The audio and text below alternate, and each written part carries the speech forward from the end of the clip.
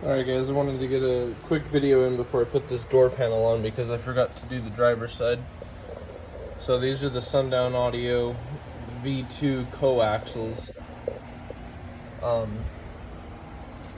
So this is a 2020 Durango, so you only need the 1/4 inch spacer, just ABS.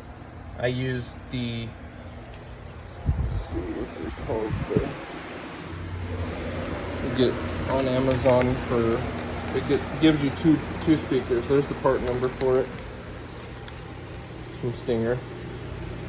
So put it in all doors. You do have to trim it down a little bit for the Dodge because you don't need all that.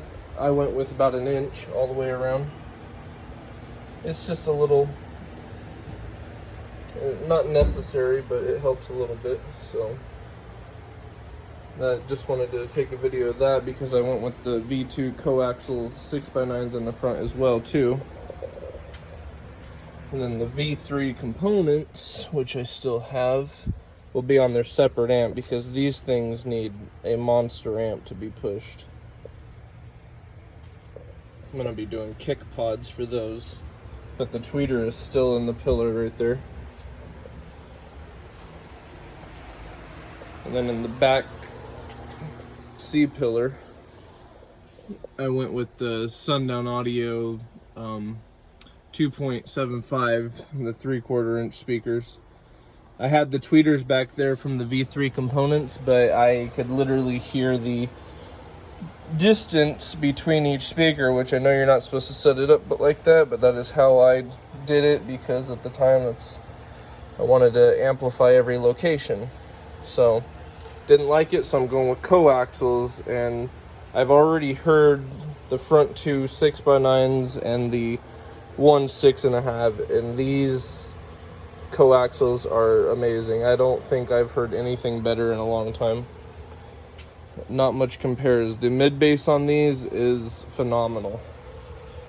You can't compete. And look at the venting for that. Like,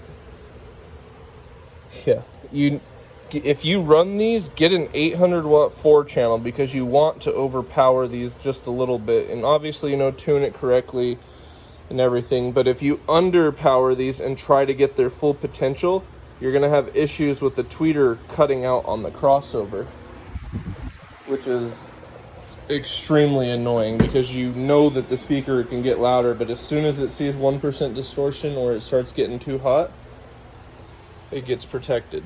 So, which the crossovers are beautiful on those V3 components. And I have everything on a marine grade Fosgate 1005 at the moment, but I will be getting the M804 for those components because I just installed one. And if you need any recommendations, that amp is a monster. You don't need it for just your ATVs, UTVs, all that. It works amazing in these cars. It's such a powerhouse, especially at 2 ohms.